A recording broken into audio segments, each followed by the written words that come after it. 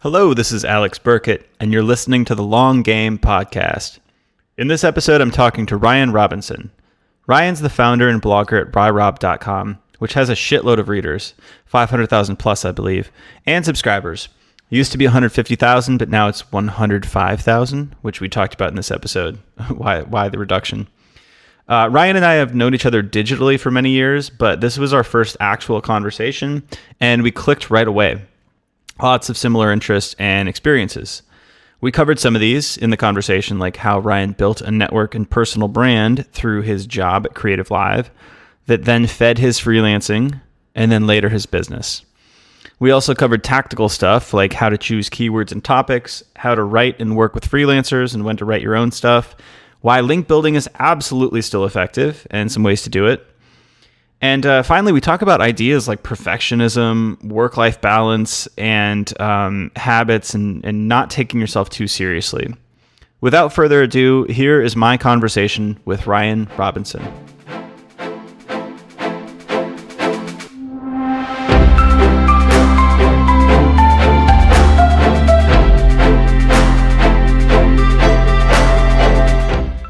Are you stoked for Dune, the movie?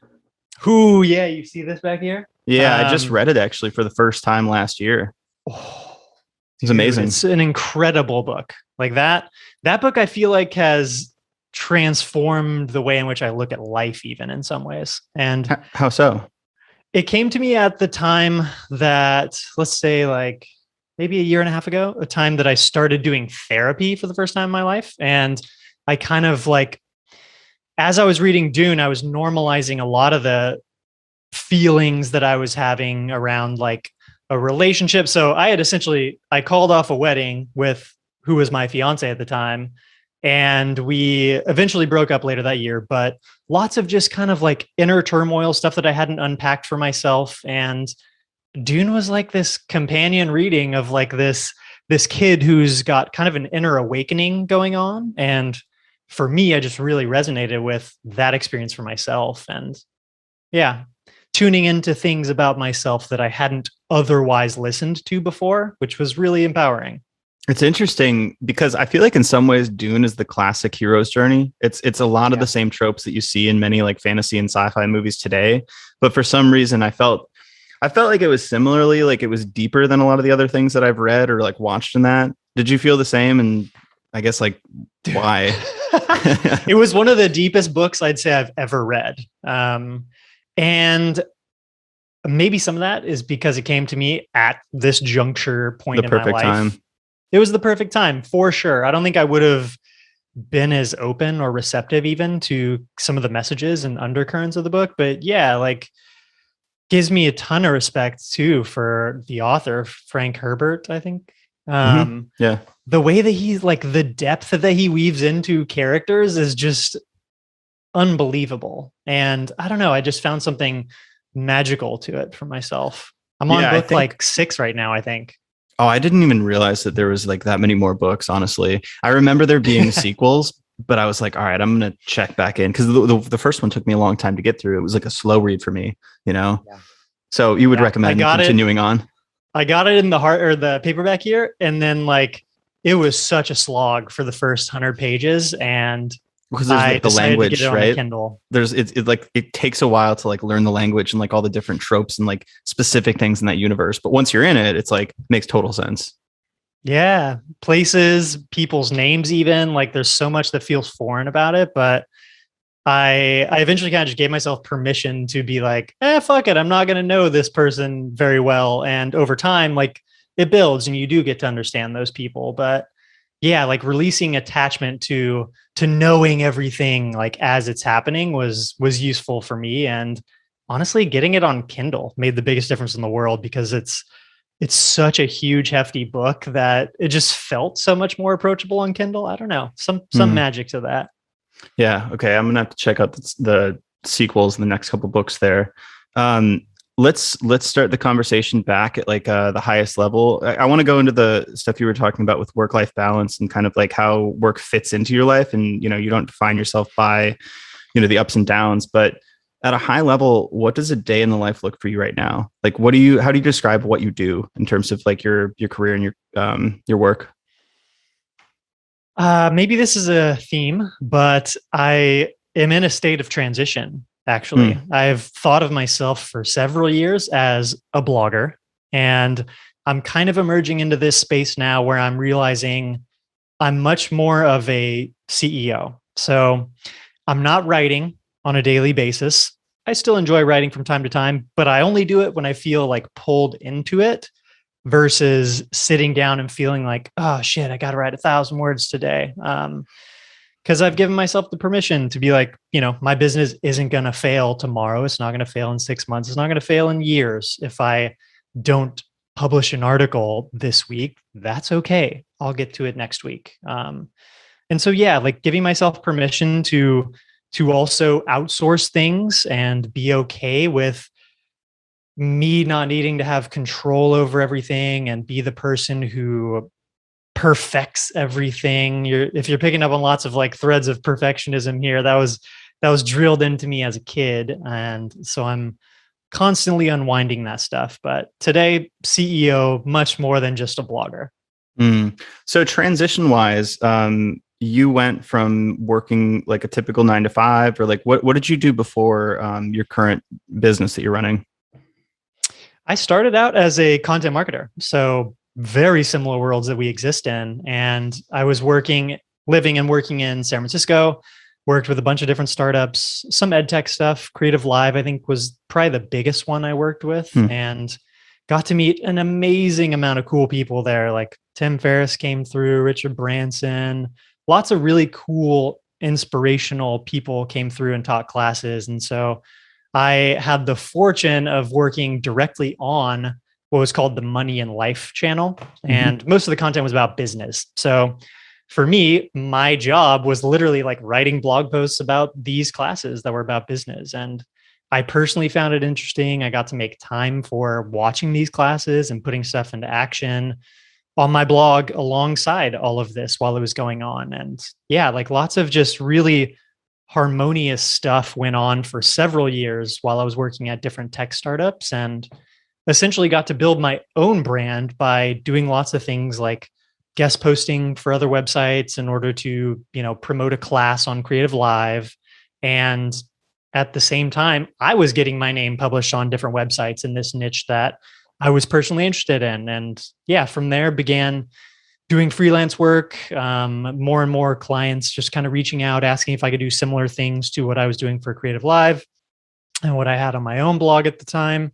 And it just kind of organically became a side freelance business that was earning more than my day job. And so I switched over to doing that full time for about 2 years or so before my blog eventually overcame that too, which is kind of a really cool lesson to learn, is that if I at least give things the space to grow, then focusing on the ones that I do want to grow is kind of my trajectory for finding what comes next for me. Yeah, if you water the garden, the plants will grow. So you were doing freelance right writing, garden. or what was the right garden for sure. And the next garden, that's kind of like you're planting seeds for the next stage of your life. So it was freelance writing that you were doing when you were at Creative Live, or what was the freelance? Yeah, freelance content marketing, freelance writing. I think hilariously enough, if you Google search like freelance content marketer or something, I still have a page on my site that comes up in the first or second result, even though Oh, no way.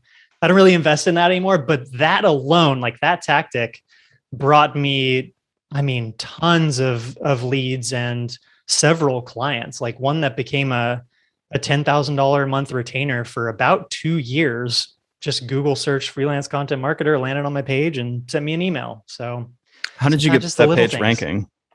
I think the short answer is, always combination of on-page and off-page SEO related stuff. I think there's a different conversation about ranking the page and getting the page to be high converting for the right people. But the ranking stuff, I think getting the best practices down right, and then just essentially doing lots of guest blogging where I could link to that post in my bio, or if I'm talking about writing and marketing related stuff and these guest posts I'm writing, tastefully linking back to that if those sites allow me to. Slow grind, not something that happens overnight. Yeah. So at Creative Live, it sounds like a big piece of this in terms of the value was the networking and the learning that you got to do from people like Tim Ferriss and Richard Branson. Yeah. Yeah, How man. were you in office? Did you build a lasting network from that, or like how did that look, that aspect of the job?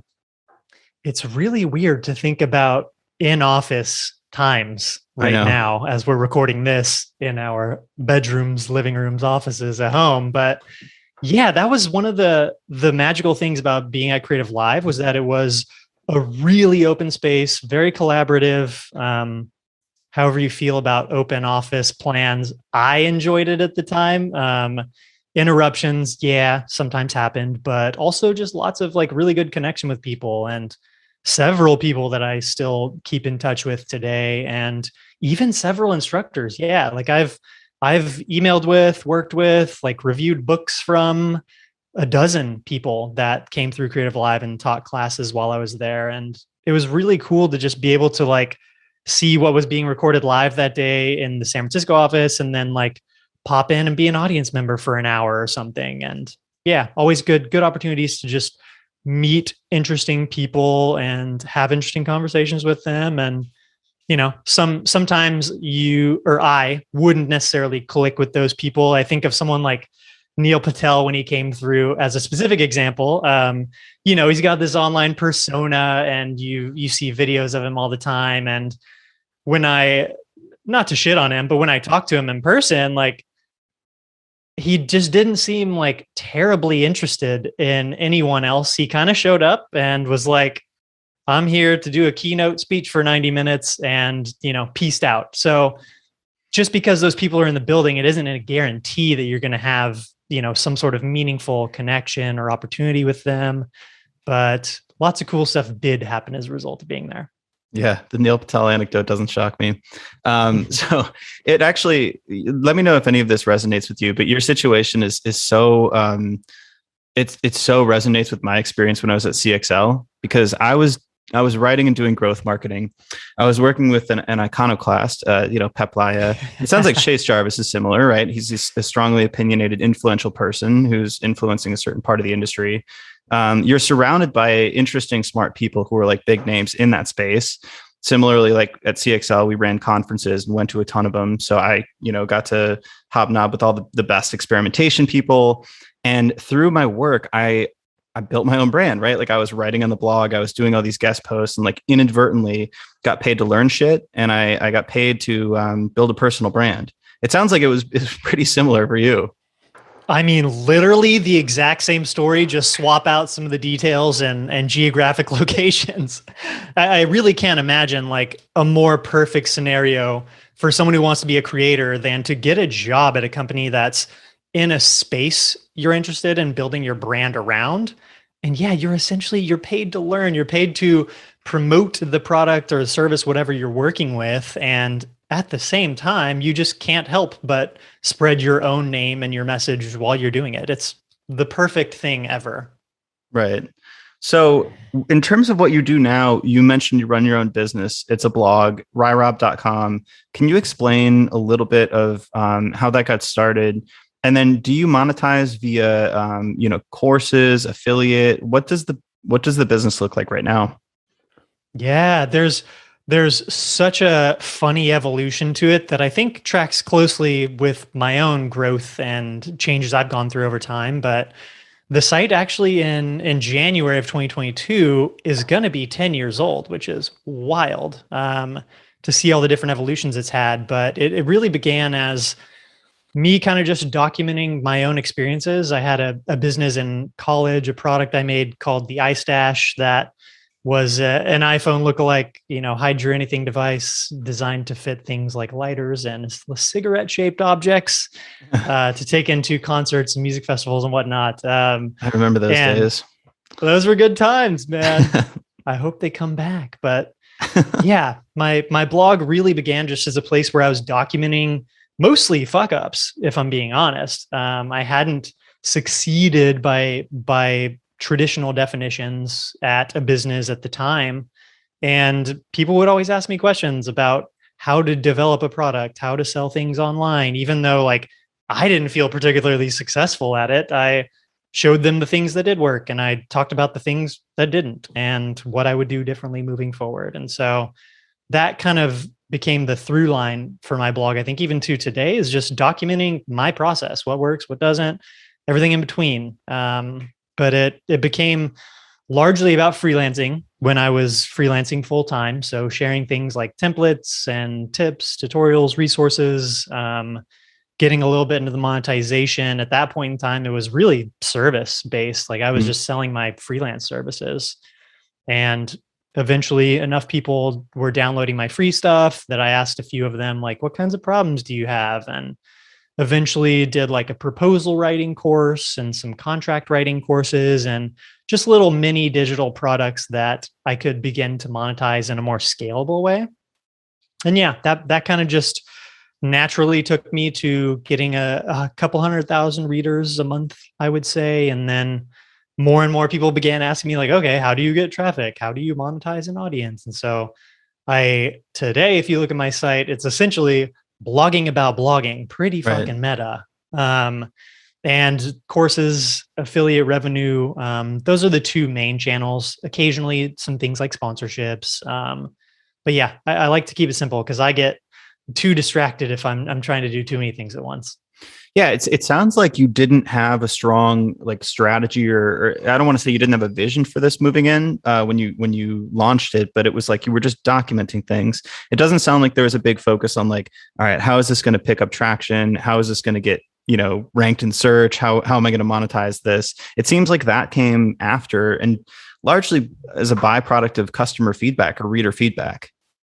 Yeah, very organic. And it makes me think of something that came to my mind while I was meditating this morning, a really good meditation I was doing that made me realize that I sometimes take myself too seriously. And I think one really important lesson for me is that the moments in which I'm not taking myself seriously, when I don't have intense attachment to specific outcomes, those are the moments in which I do my best work. And I think my blog is a reflection of allowing myself to, when you zoom out enough, just be really organic about where it goes in listening to other people, as well as kind of my own internal compass on having some sincerity around what I would like to do and where I would like to see it go, but not that kind of like ultra serious attachment to specific outcomes so much. Does that taking yourself too seriously, does that come with overthinking in many situations as well? Yeah, absolutely. This looks like something you can resonate with. Well, yeah, for sure. So I think I was going to say I think it's certain personality types that need to do this the way you're describing it. Maybe some people cater towards the opposite side where they need a little bit more structure. But for me, when I get in my own head and start overthinking and taking myself too seriously, that's when I stunt my own growth. And it's like, all right, just let go. You know how to do this, have the confidence to wing it. And then, I feel like this flow state. But I do think maybe there are people with that opposite problem where they're like, all right, I actually do need to overthink this. And I actually do need a plan here. But it seems like we're on the same page with regards to like our hangups with regards to perfectionism, overthinking, all of these, like taking yourself too seriously, those types of problems. Yeah. Yeah. The rigidity thing, that's something that I'll probably forever be working to unroll with myself and in my own life, is just not having to have like strict adherence to things like a schedule when it doesn't need to be a super scheduled, regimented day. Things like that, like identifying those opportunities to be flexible and to have fun in the present. And yeah, there's times when you obviously have to care. But for someone like myself, I have to like really push myself to be less serious. Can you tell me more about that, or like how you're approaching that? Maybe things you've done tactically in your life to, introduce more frivolity, less seriousness. Yeah. Yeah. I think one really specific thing is that for, oh man, the better part of the last decade, essentially my entire professional career, let's call it, I've been such a strict adherent to calendars and to the inbox zero life too. And I think like one really unfortunate byproduct for someone who's working on being less rigid and less structured, for me, is that I can like sometimes feel like I'm failing if my inbox is piling up in a way that feels, out of my control, or if my schedule has too many things on it, I'll feel overwhelmed at times. And so, yeah, like learning to not need to have blocks of everything on my calendar, like making time for something like just writing. I like to now approach that much more organically. Like if it's a day that I wake up and I feel like writing, then I write. And some of this speaks to the specific position I'm able to be in right now with working for myself. And I think there's seasonality and phases to all these things, but yeah, not forcing myself to do things on a schedule when in reality it just doesn't really need to happen at this exact hour of the day. Yeah, so you touched on a point that I was actually going to bring up, which is the ability to do this because you've carved out your own career path and you're working on your own thing. Because I struggle with this. I've got a day job and I also run the agency. With the agency, I can pretty much control my own schedule. I have to schedule things like this. We have to put it on the calendar because we both need to meet at the same place and time. Same with sales calls. But outside of that, it's like if I want to write, I don't need to sit down and like write at the same time every day. I can kind of like let inspiration strike, which I know is like not the best advice I feel like that writers give, but whatever. It's not even the advice that I give all the time either. I think everything's highly contextual, and there's different phases too. The phases thing is interesting. So are you familiar with like Mark Andreessen and he's got this old article on productivity porn. Does this ring any bells? Ooh, yes. This is old school. So like he talked about how he tries to optimize for like flow, and therefore he doesn't schedule anything. Like literally there's nothing on his calendar. This is when he was in like builder mode. And he's recently done an interview walking that back entirely, where every single chunk of his day is planned out on a calendar because he's got more external focuses. He's basically like startups that they're investing in are relying on him, right? So he talks about this in phases. And I think Arnold Schwarzenegger also was the type where he wouldn't take a meeting. If you wanted to meet with him, you would have to call him at that moment. And if he wanted to at that moment, he would meet with you, but otherwise you couldn't book anything on his calendar. And there's a part of me that deep down really wants that life. Like that sounds fucking awesome to me, where it's like, all right, it's Tuesday, nothing on the schedule. What do I want to work on? Like just a blank slate of a day. Does that resonate with you? Yeah. And I think I do actually, I'm fortunate enough to have some days that are like that, in which I'll have literally nothing on my calendar and I get to decide in the moment what I allocate my time towards based on like what I feel drawn towards or what my energy is like for the day. And sometimes, honestly, the answer is don't fucking work today. Like this needs to be a personal day. There's nothing that has to happen. Like the train isn't falling off the tracks if I don't show up and do something. But I think I'm in kind of this hybrid phase right now where as I'm moving towards thinking of myself as more of a CEO of my business and not the blogger, not the like task manager of everything. I now also have other people that are doing things for me and helping keep the train on the tracks. And so I do have to prioritize, responding to emails from a few select people that have urgent questions for me and making sure that I approve things on time to go live, or essentially be mindful about empowering the people who are trying to help me. That's kind of the interesting space I navigate these days. It sounds like you've got some sort of a mental model or a structure to this, though. I know there's the Paul Graham essay on like the maker versus manager schedule. So it sounds like you're carving out time for both of those time periods right now. Yeah. I think it's in trying to support my personal growth. It's not a process I've strictly documented as I'm pushing back against like having those kinds of rigid things in my life these days. But yeah, I'm somewhere in between these days. And some days do feel like maker days. And some days feel like, holy shit, I'm replying to 50 emails and approving tasks and teamwork. And, oh, I got to record a video in between all this. So there isn't a perfect balance. Have you carved it out in a way where you know which days of the week are going to be, management days where you're going to be taking meetings, doing podcasts, doing emails, and which days are going to be more free flowing, more blank slate? Do you have like a, Tuesday is meeting day or Friday is like free flow day, or like, do you have any structure like that? I have things I like, things I prefer. It's not always how it eventually manifests itself, but usually Mondays and Fridays are no call days for me. And I like for those to be kind of the maker, the creator days. But, listening to my body, my mind, if I got a terrible night of sleep or if I have something else on my mind, sometimes those aren't going to be the most creative days for me. So I will kick over to being a manager. But if I can not put my head in my inbox for at least the first half of the day on Monday and Friday, that's a huge win for me. Mm. Yeah, so it sounds like there's a mix there, but I like the fluidity because you can't always predict what's going to come up, right? Like if you have a rigid routine and something goes wrong, suddenly you feel extra guilty because you can't get the work done that you'd planned that day.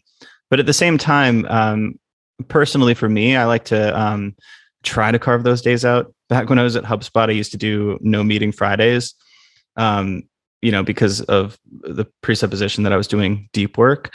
Now, sometimes I would get like a month's work of work done, but sometimes I was super tired and I wouldn't do anything. I would just go on long walks. And I didn't talk about that, obviously, within the context of my company.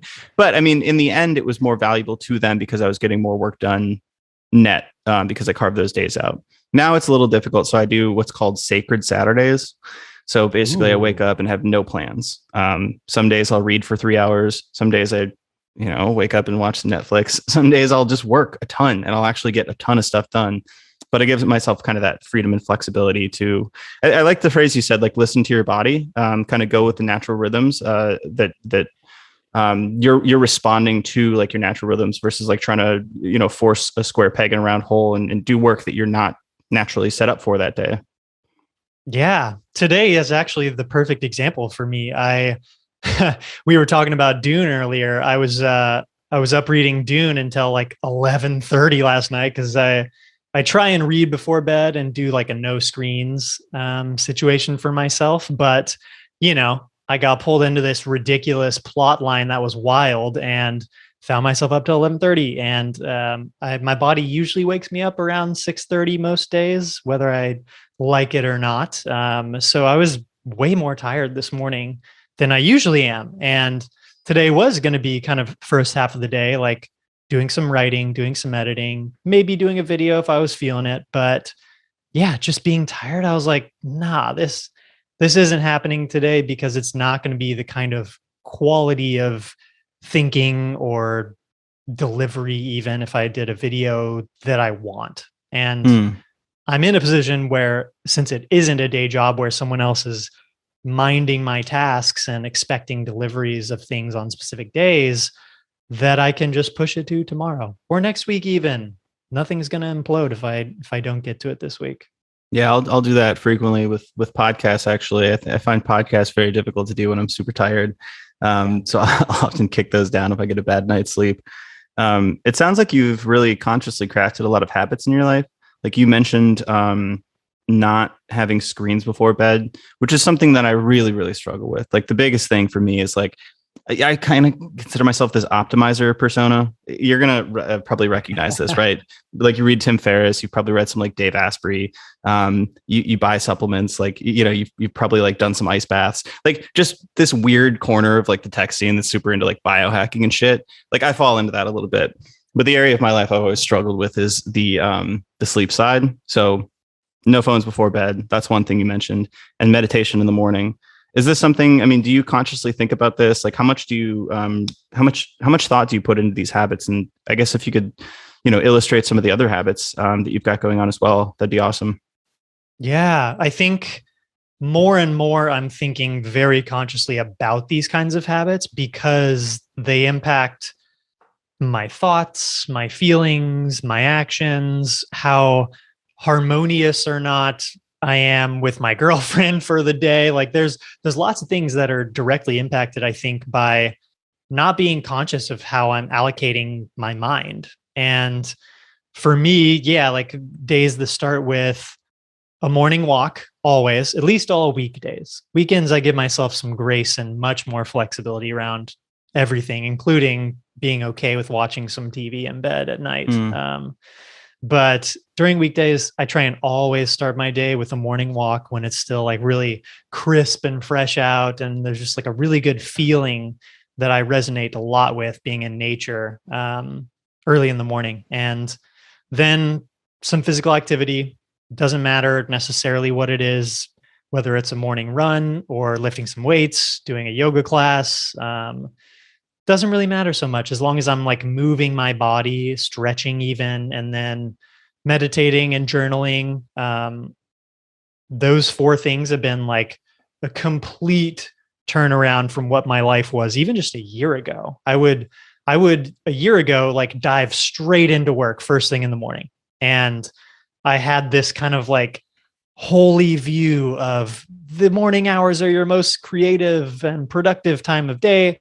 So it's got to go towards work. And as a result of doing things like therapy and thinking much more about who I am, who I want to be, I realized that I don't want to any longer give my most sacred morning hours to my work and giving it to myself in the form of meditation, journaling. I like guided meditations, by the way. I find it incredibly difficult to sit with a near blank mind for 5 or 10 minutes. So having someone who's talking me through an activity, mental activity, is very, very helpful for me.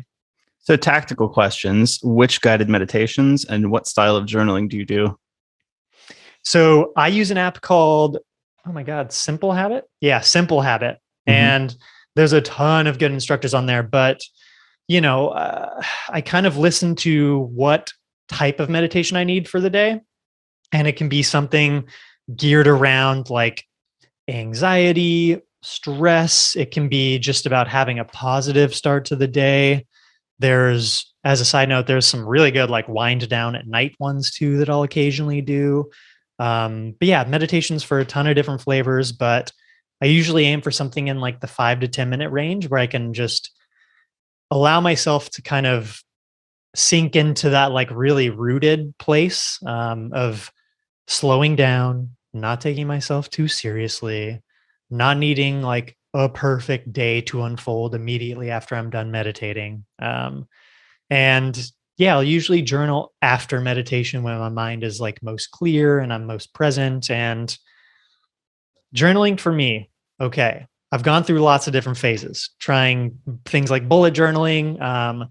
But for me, right now, at least, I've found that just very unrestricted, free flow, writing about the things that are most present with me tend to be the most fruitful paths towards learning things about myself, uncovering something that, I need to talk about that with my therapist this week. Things like that usually come up by having a very unstructured journaling session for me. That's super interesting. So I've done journaling on and off throughout the years, but I've finally maintained a habit over the past 9 months because of the unstructured approach. I think you give yourself less pressure, and I think you do find more diamonds in the rough too.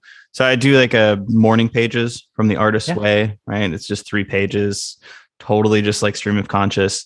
And I find some days I'll, be like, oh, I'm tired, blah, blah, blah. Like I want coffee, like just really banal comments.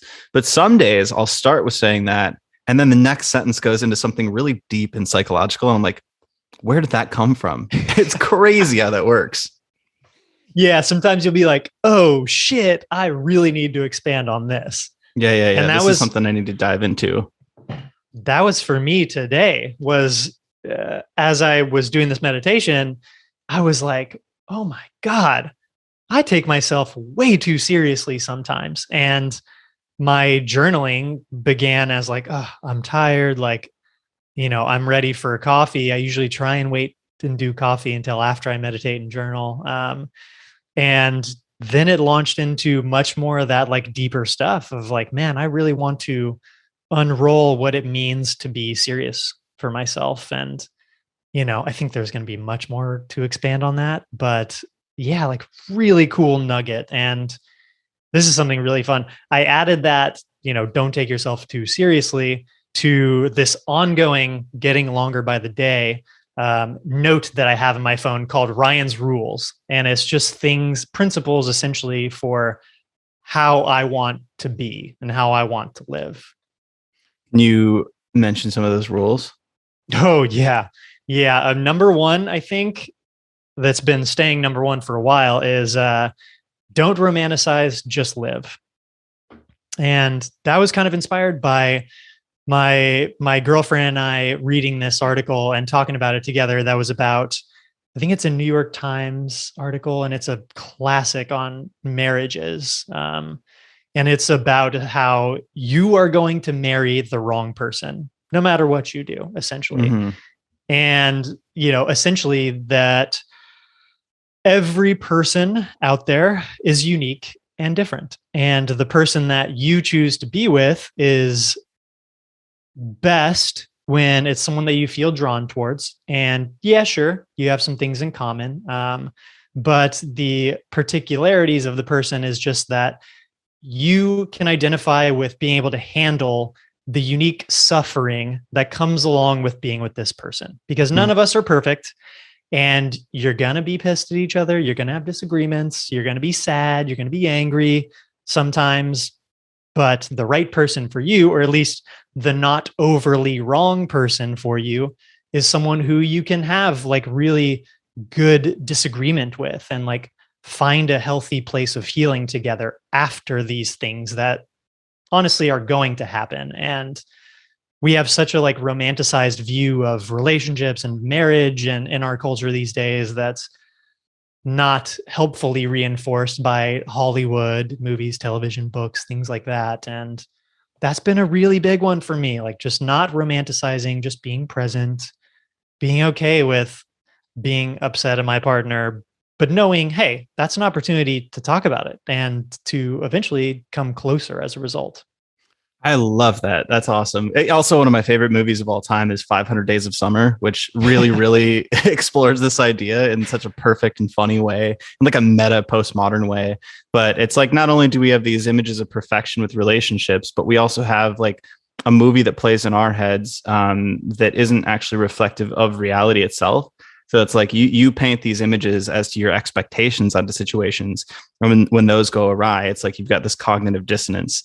But I feel like that idea, it's obviously pertinent in relationships, but I've also seen it in terms of like business context too. It's like you're always going to have problems. You're not going to have the perfect day. It's not going to be, just raining money on you for no work. And in fact, that maybe wouldn't even be fun anyway. So the way I look at it with relationships and with business is to like pick the problems that pick the problem I'm ready to like work with, like that's what I'm willing to like push through. And instead of like picking this like grandiose vision of like, all right, here's the perfect business to run, or here's the perfect business partner, here's the perfect relationship. It's like, what imperfections am I willing to live with in pursuit of like this goal together?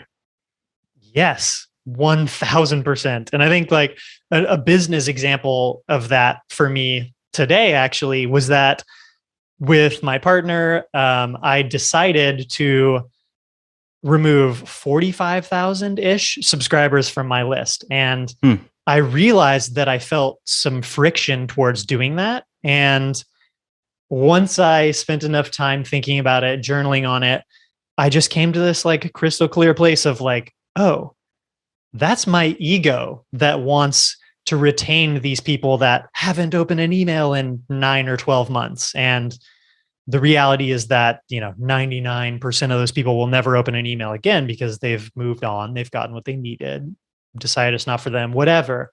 And it was really my ego that wanted to hold on to having this larger email list, even though those people weren't really there. So that's another thing, like decoupling ego from my business as another great example, not romanticizing the fact, like having 150,000 subscribers makes me feel this amazing, but does having only 105,000 make me feel less good about myself? And the answer was no. Are those the actual numbers? You had 150,000? Yeah. That's insane. That's Tomorrow a pretty big email it'll be list. 105. 105 is still pretty crazy. I know. A lot to be like grateful for. And, like ideally having more focus on the people who are actually here and present and replying to things and clicking on my emails gives me the opportunity to learn more about them and find more people like them that can help too. Yeah, that's smart. So with your business, like, was it always a focus to get the email list, or like, do you monetize direct on site, or like, it sounds like the email list has really been a strategy for a long time. I mean, 150,000 subscribers don't come overnight. No, it has definitely been a slow grind. It's been, man, I'd say 4 to 5 years of like very consciously list building. And that includes things like pursuing exact keyword phrases that I know would be paired perfectly with like a free course or a free template or some sort of downloadable. And one example of that is blog business plan. So I wrote an article about how to create a blog business plan, the 5 things I think that you should focus on in the early days, and kind of tracking your trajectory, how you're doing towards your goals. And that was perfect for a template. And that's just become something that, as I do all these things we've been talking about, guest posting, strategic partnerships, ways to get more, high quality links to my content, I rise up in the search rankings, and people click on the article. People that want the template grab it, they join my email list, and yeah, eventually, like I'm monetized more and more, starting probably 2 years ago in a more thoughtful way with digital products, and primarily courses, a little bit like ebook stuff too, as much more like intro products to eventually get someone to join a course, which is like a higher level of engagement for me. What kind of tool? I don't usually go this tactical, but what kind of tools do you use in terms of like how to set those email courses up? Or I don't know if it was an email course or something different, or how to capture those leads. Like, what are you using? Is it like ConvertKit or something like that? Asking me today is very good timing because it's ConvertKit today, but in a couple of weeks it's gonna be, I think, Infusionsoft rebranded as Keep recently.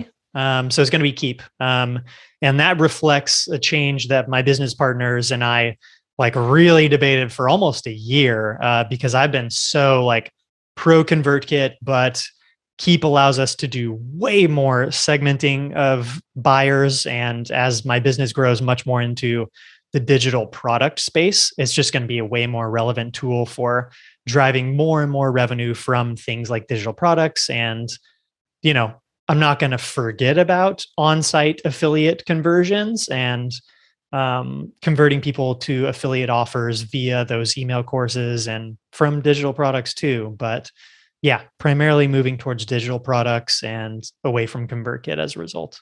Did the affiliate stuff come first, or did the digital products come first? I had a couple of small courses first as more like validation ideas. But if I'm being honest, like I'm not great myself at building all of the different aspects of a course business. I have to have someone who's helping me like choose the right topics for videos, helping me make sure that I don't have like a 20-minute rambling lecture video, and that it's more, 5 to 10 minute focused, actionable, clear steps for people below the video on what they should do. So curriculum management, and then selling. Like I am not great at selling. Like that's just not a strength of mine. And it can sometimes feel a little icky for me to sell. And I do work really closely with the people that help me write those sales emails and help me put together like content for sales webinars and things like that now. But yeah, that's something where I have to like really be tapping into the right, like authentic voice as far as selling goes. So do you think, I mean, it sounds like the course space, I have a little experience in both of these. I'm trying to do a little affiliate on my own personal site, and we built a course for the agency. I will say it's hard to build up the traffic for the affiliate stuff, but it seems pretty low touch once you've got it. And then the course was really hard to like put together. Like we spent many months, and like the quality, it's like the content's great, but we didn't have like, professional videographers and like scripts and all that stuff. So I could see that being like, if we really, really like, put all of our effort into V2, it taking a shitload of time. And then like you think about the launch plan, you think about the sales copy on the landing page, the email drip sequence, the lead magnets, all of that stuff. It sounds frankly a lot harder than affiliate. Yeah. So I think why are you switching to more digital products then? I think the real answer at the core is that I have people who are now helping me with the course thing that otherwise felt so daunting to do it, quote unquote, right. And, unrolling the perfectionism a bit here. I think you can do courses that are designed around validating what your more perfect course could look like in the future. And maybe even that validation course still takes you a month to put together, and you're just doing Loom videos and recording stuff with your iPhone on a tripod with a ring light or something. I think there's something to be said for just shipping a basic course that ideally, if you've done your homework and you've validated that people on your email list or people who come to your blog have this real problem that you're working to help them solve with the course, I think that's great. But yeah, now I feel much more like, I guess, confident in the support I have to get something like a script a day from my team and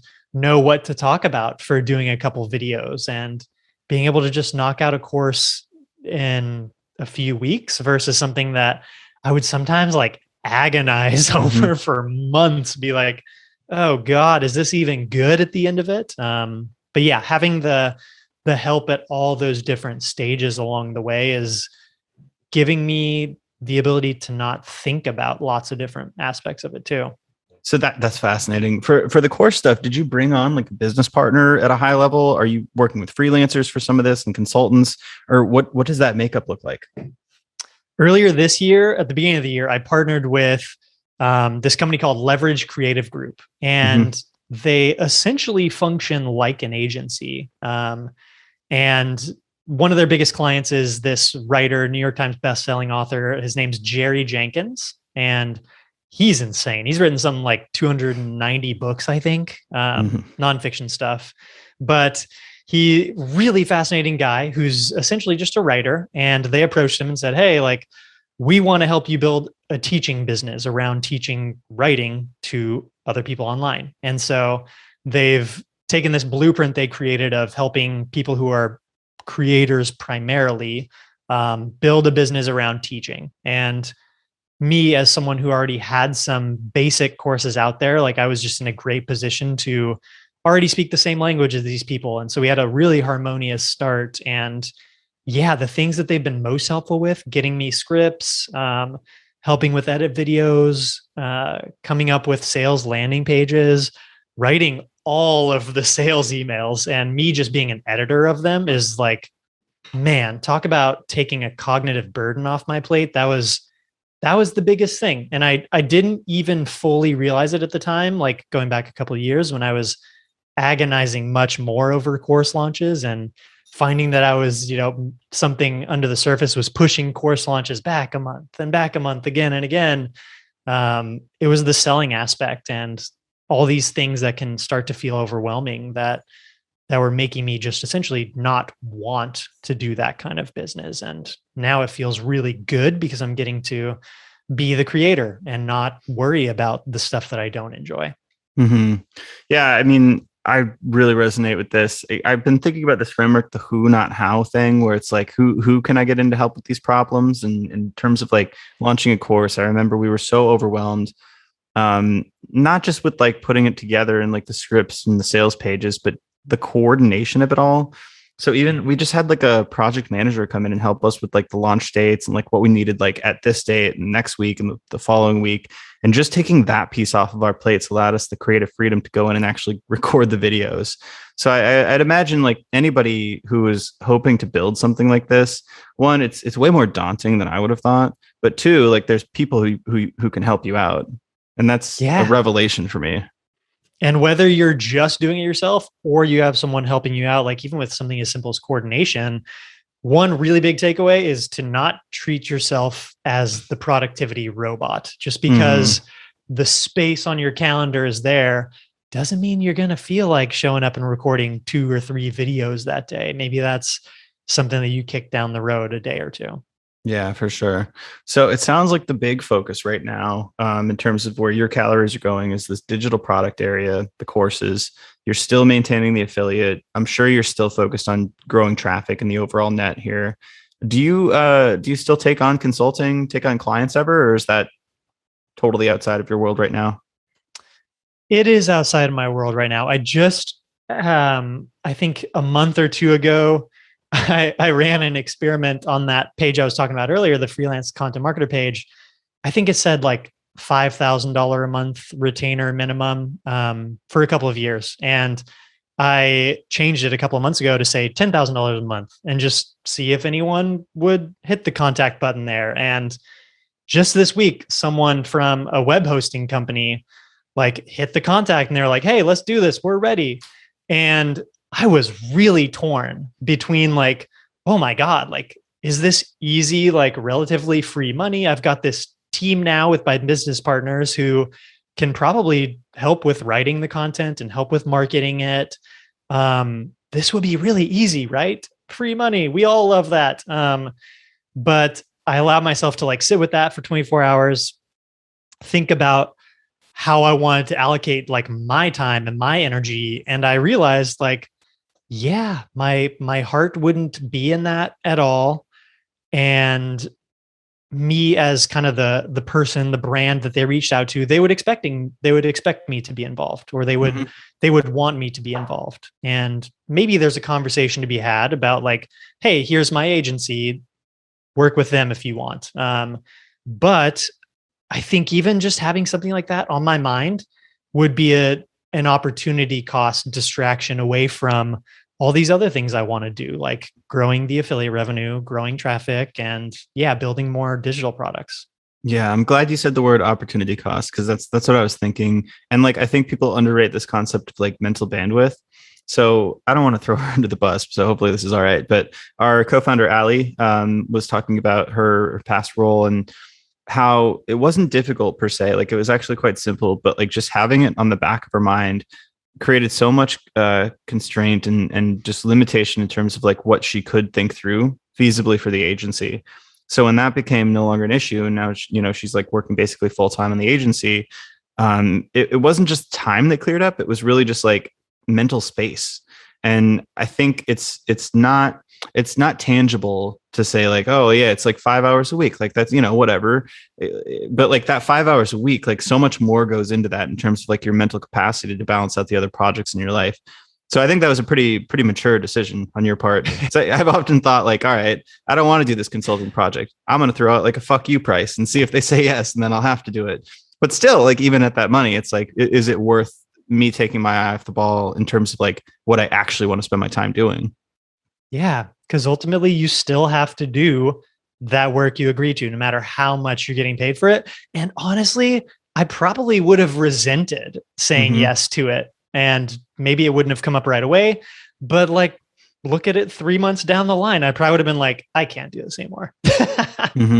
Totally. So that was, I think, the right answer for me. Although, man, it can be hard no matter where you're at in your career to turn down opportunities that otherwise feel so right, even though they don't align with the future you see for yourself.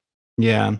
It's the strange transition of like early in your career saying yes to all opportunities because you don't know when they're going to come around again, to reaching this point on Maslow's hierarchy where it's like, all right, now what do I want to spend my time on?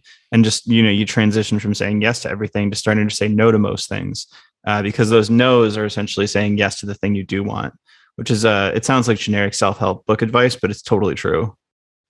It is true. And I should say here also, for any content marketers listening, if they want some highly qualified leads that are willing to pay absurd amounts for work, shoot me an email. I've got people coming all the time.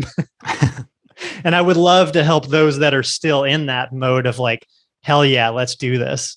We might be able to partner in something. We've got a freelance writer database that we usually send people to if they just want freelancers. So that could be interesting. Love that.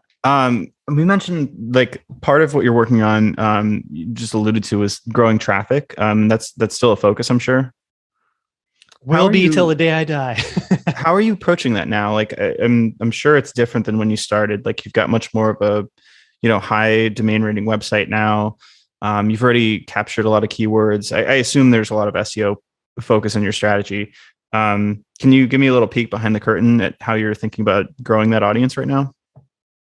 Yeah, it's essentially always, I think, for me, going to be a combination of publishing new content and updating existing and promoting just everything site wide. But if I'm being honest, there's kind of a top 5 or 10% of articles that drive the most traffic and thus get the most promotion attention from me. But looking at my upcoming log of content, like there's almost 40 articles in there, virtually all of it about blogging, writing, podcasting, driving traffic, monetizing a website, all the topics that I've kind of decided to go all in on, at least for the foreseeable future. And we'll see as I change what I, want to publish about changes too. But yeah, finding that balance, it's never in perfect harmony of like, yeah, I'm killing it on all fronts. I think it's a matter of course correction to being the creator,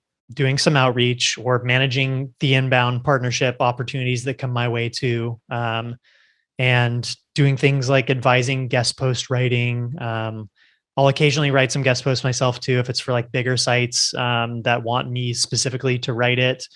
But yeah, that's kind of the dance I'm walking, and try and also take my own advice in that promotion should be 80% and creation should be 20%. That's always easier said than done as someone who identifies as a little bit more of a writer first than the marketer, the seller. But yeah, just pushing myself to really proactively promote my work.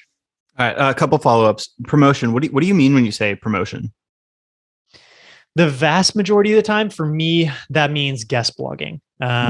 There are other things that fit into the wheelhouse, but answering questions on Quora, that's been a really fun one. I want to get back to that, but it takes so much time for me to write it, like really thoughtful answers on Quora that won't get downvoted if you link to your blog at the end or something. So you have to like really overcome a value threshold. That probably applies to every platform you're publishing on, but social media a little bit, although I haven't been as present.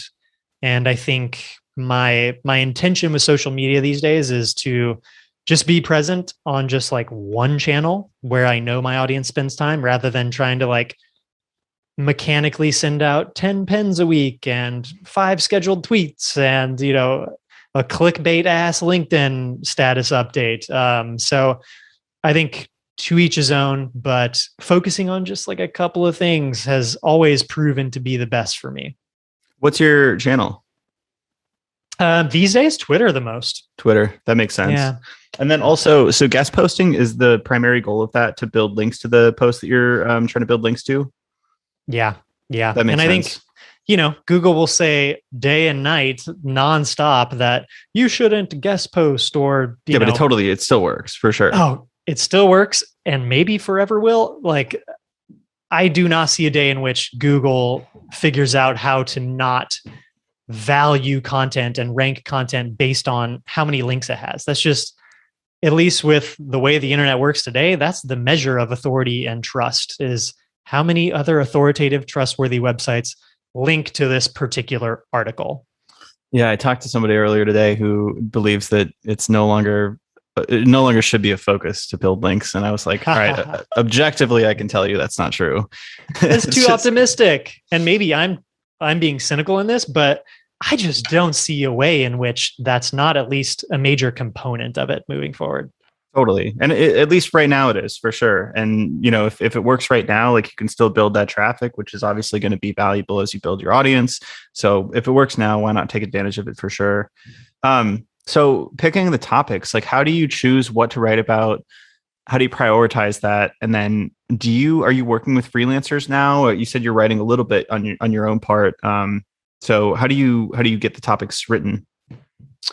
I think there tends to be a couple of different avenues in which I pursue ideas. One, my most favorite, at least, is when I get a reader question that inspires something, and that's when the article really comes from within. And I try and seize those moments to like just very quickly write an outline as a reply to the email, maybe. So here's my quick answer. And, ooh, you really inspired me. I'm going to write an article about this soon. So stay tuned for that. But those are the ones that I often write myself, and I don't want to give to another writer because I'm like, ooh, this is going to be so fun. Like, this is going to be really authentically me. but there's some that is definitely like much more strategic, keyword focused, taking a look at kind of the landscape of what competitors are writing about sometimes too is fair game. But I spend a lot of time in Ahrefs, just looking at different keyword ideas that either come to me or I find from content I see out there on competitor websites. But yeah, I think looking at a lot of my best content though, it's when it comes from within, at least, that I feel most proud of those articles. Yeah. So I think similarly, I'm going through something with my personal site. So I still have a hard time prying myself away from the strategic, or not strategic, but like the thought leadership topics that I feel like I'm best suited to write.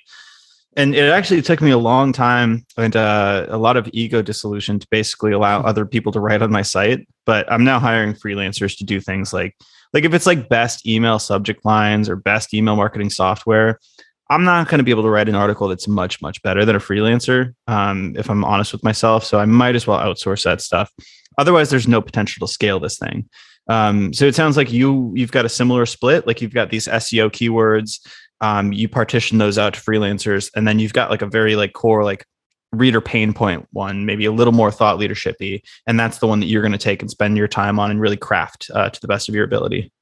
You just put way more elegant words to what I was trying to describe. Yeah. I think there's, the 10 best XYZ stuff that is virtually always outsourced to freelance writers. And yeah, like I'll edit those and I usually like proof everything in WordPress to make sure everything like has my voice, and I'll be able to like pull unique things into it before it goes live in a way that feels like I'm still involved in the process. But yeah, like, I mean, something like, I think we were just working on like 12 e-commerce website builders. That was a freelance written piece because if I'm being totally honest, off the top of my head, I don't even know if I could name 12 e-commerce Yeah, I was website going to builders. say, it's unlikely you've Yeah. went in and actually used 12 of those, but a freelancer can do the research just like you could. And it's like, why not outsource that and like actually save the time that you would have spent on G2 or whatever researching that stuff. That's it. But on the other hand, like there's something inspired by a reader question, like how did you manage balancing growing your blog while having a full-time job? And so I'm now working on a piece about, side blogging is kind of the working keyword phrase. Such a like SEO dude. I always think about articles and keyword phrases, even when they're inspired by interesting things I just personally want to pursue. But that's a really fun one that's going to be totally, completely written by me because it just feels like it's pulling me to write about it. Yeah, I'm excited to read that one just personally. Who are you chasing? Do you have any like big projects or milestones that you're excited about? It could be related to the current stuff you're working on. It could be unrelated. It could be way in the future. Like what's on the horizon? One thing I've had on my consciousness for a while is writing a book. And I have like delayed and delayed and delayed on this one because I want it to be the right book. I don't want to write like just dropping another thing out there in the bucket of like business books or, creator books, blogger books. I'm not interested in just adding unoriginal stuff into a sea of information that already exists. And honestly, there's a lot of great books out there about business, blogging, marketing, whatever. So I'm still waiting for what the right book manifests for me. And it's not for lack of opportunity. I had this publisher from this company that's partnered with Fast Company reach out and essentially say like, hey, what do you want to write a book about? We want to do a book with you. And so that was another example of like difficult to exercise restraint. Like, oh shit, this huge opportunity just, knocked my door down. And this is something I've always wanted to do. But I realized after like really sitting with it that I didn't have something yet that I felt extremely compelled to spend what I know would be, 6 to 12 months working on and then promoting and have represent me out there. Yeah, when you do it, you want to do it right. That's amazing that you had the restraint there, especially when it sounds like it has been a dream for you. And you get that opportunity knocking. I'm sure it was pretty tempting.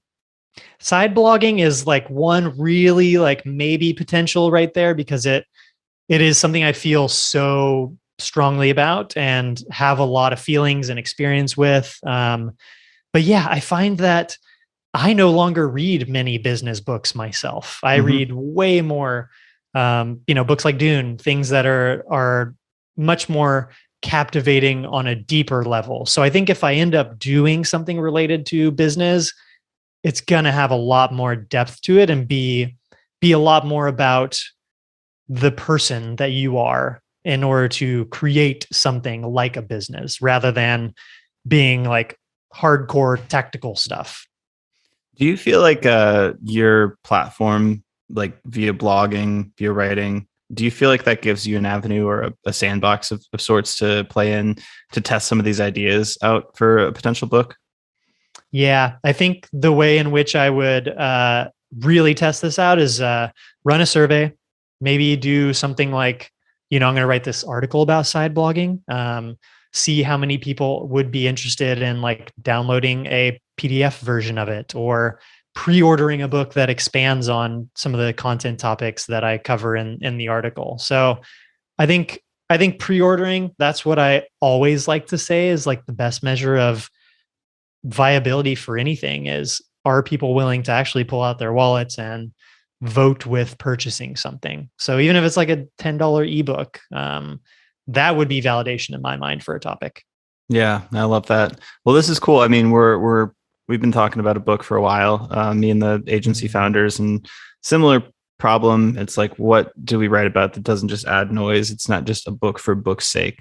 So, yeah, it's really interesting to hear your thought process here, and I think it's inspiring in terms of like how we think about it too. Would you be down to do a couple rapid fire questions? Let's do it. Cool. So, who do you admire professionally and why? Oh man. It's funny. It does go in phases. What I'm most interested in at the moment usually is reflects back on who I'm listening to the most. I think just off the top of my head, though, James Clear comes to Mm, mind first. I got to interview him for my podcast a few years ago. And for someone who has so much going on, is so successful by lots of traditional, definitions, he was incredibly present on the 45 minutes that I had with him. And it wasn't like it didn't seem like, at least, that he was rushing to get somewhere. He took his time with answering, like really thoughtful, like someone who's just very like appeared to be very like deeply rooted in himself and his true essence, which comes through so clearly for him. And yeah, that's what I admire the most. yeah, it sounds like you admire presence, if that's the right word. Because back to your anecdote on Neil Patel and like the different people that walk through the offices of Creative Live, was like what irked you was it didn't seem like there was kind of a presence and an attitude that I wanted to be there. Really cared about like the people around me. Whereas this is the opposite with James Clear. It sounds like. Yeah, like the ability to just show up, even if it's something that, you didn't necessarily 100% want to do, but, accept like, hey, I'm here. I want to have as much, fun in this moment as I possibly can. What are some of the ways in which I can just be here with these people or this person? So even like podcast interviews, like I really enjoy this, man. Like getting to talk one-on-one with someone else who has similar interests and like lives in this same world. Like this is the kind of fun that I enjoy having these days. I lose my sense of time in these, which is exactly what I want to do, and eventually I want to do Yeah. these in person because I actually really resonate with this admiration for presence, like you're talking about. I find myself at dinners getting really annoyed with people who are constantly checking their phone and like looking behind people's shoulders and stuff.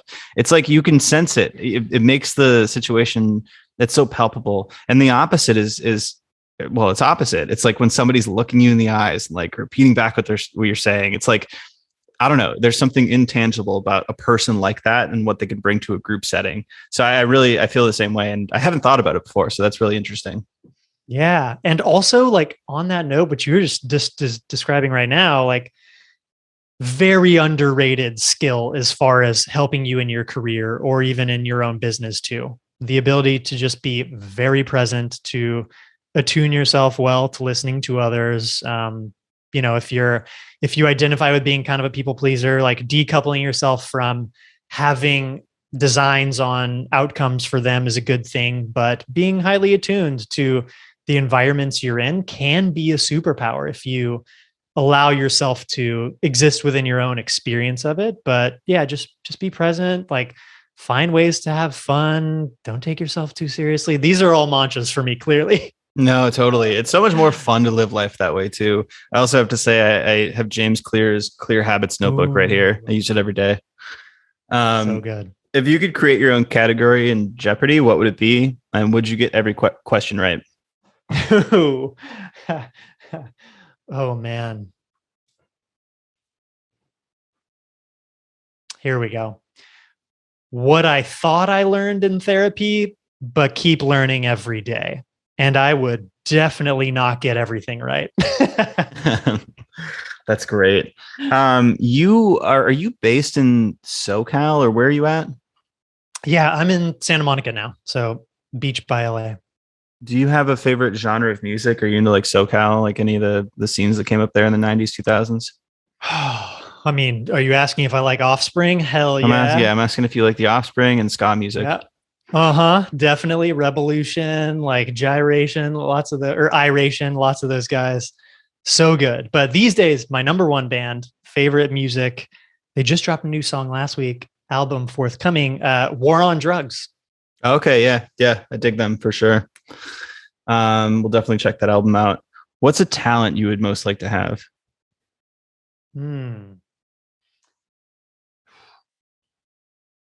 I don't know if it's a talent or a skill. I'd like to think of it as a skill because it's something I'm trying to cultivate, but just being present at all times, or having a really straightforward path to presence at any point in time. I like that. If you could have dinner with one person, dead or alive, who would it be?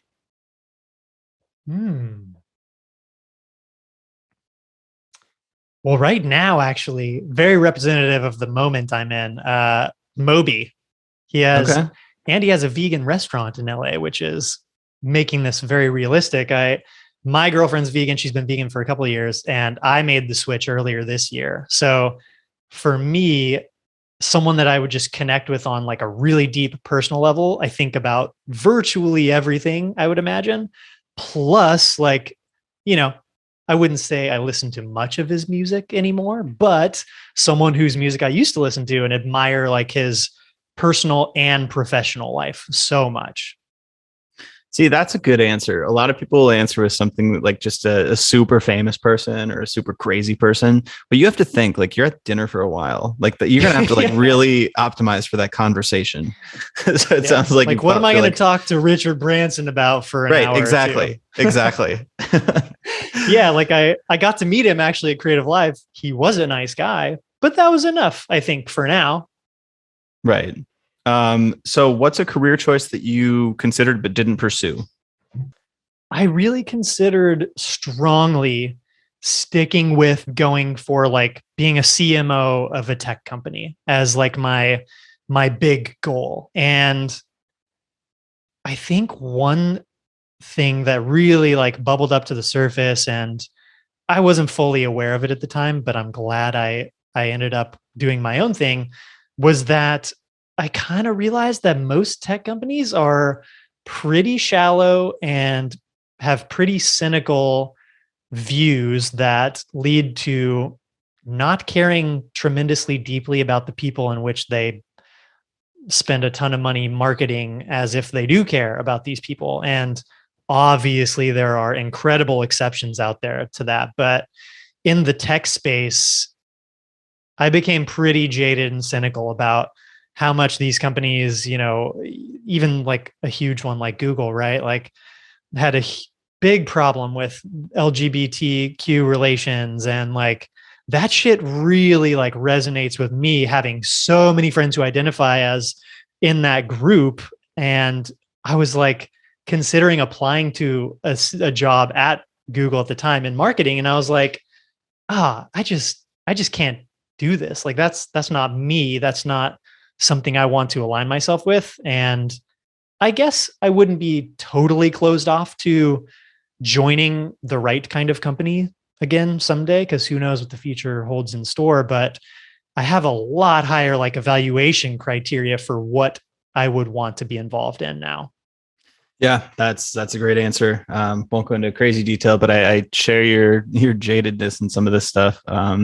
It's easy to have, especially a large company like that, put like pretty public relations bows on that stuff. But yeah, it's kind of shocking sometimes when you see the inside or how the sausage is made there. Yeah, like the sponsoring a float during the like San Francisco Pride Parade was such a huge thing. I mean, for tons of tech companies in the city, but for Google in particular. And, like they would spend more money marketing and promoting the fact that they were doing this event than actually investing in the real people that they work for, let alone the customers that they serve. So yeah, that's a huge thing that I take issue with. Totally. What they say versus what they do. Oh, this is one of my favorite questions. What do you consider the most overrated virtue? Overrated virtue. What would be an example of what you feel virtues are? Well, I think people would say, honesty is virtuous, patience, politeness. Just think like what kind of society deems as like appropriate or noble behaviors, right? I think one that I'm very actively working on curbing back for myself is it boils down to people pleasing. And yeah, maybe we can say that's being polite, but I think there's a lot of sacrifice of self that goes on when you want to curate your thoughts, your ideas, your actions to creating what you think is the best experience for another person versus just being unapologetically you. Yeah. So, I mean, we could have another hour-long conversation about this, but I've been in therapy the last couple of years and follow a lot of these kind of therapy accounts on Instagram and books. And I remember one, I think it was an Instagram post that said like people pleasing is an unconscious form of manipulation. So it's actually incredibly. You were on Instagram yesterday or the day before with that one. Holistic psychologist. Holistic psychologist. Yeah, totally. And I was like, that's a really interesting point, and I actually see it. So it's like you think you're just being nice to the other people around you, but it's actually this form of manipulation where you're like, I need them to like me. And also like this goes hand in hand with just boundary setting and how that's good for both parties, right? So I really, really agree with what you said there. And so on that holistic psychologist, they just launched a podcast. So there's a companion podcast episode. It's like episode 5. It's like a brand new show for them. But if you haven't yet listened to that, oh man, like it hits so hard if you identify with being a people pleaser or, in the past, and it's something you're working on trying to like decouple from yourself. Like, man, they go real deep on talking about their own kind of, people pleasing begins as a response to trauma, because you learn, it's a behavior you learn like as a kid, at least speaking for myself, there's many different ways you can form that behavior. But for me, it was learning, like in order to receive approval, affection, love, then being really good at reading my dad. For me, reading my dad was the way in which I could curate my behavior and my actions towards getting that approval and affection. It's really interesting. And I don't think you can even begin to decouple that behavior in yourself until you open yourself up to looking at and being okay with sitting in the same room as those traumas. Yeah, well, they say that awareness is the first step. That book, Awareness by Anthony DeMello, talks a lot about that. I'm kind of frustrated because I thought we had a lot of time, hour and a half, but I want to talk about this for another hour. But yeah, we're capped here because you're really opening up an interesting rabbit hole that I've thought a lot about. I'm definitely going to check that podcast out. So thank you for that recommendation. But let's wrap up here. Do you want to tell the audience, where they can find and follow you online? Yeah, ryrob.com is my home base for everything. RYROB. It's my nickname. And most active on Twitter these days. But yeah, that's easiest places to find me. Hell yeah. Well, thank you, Ryan. Yeah, thank you.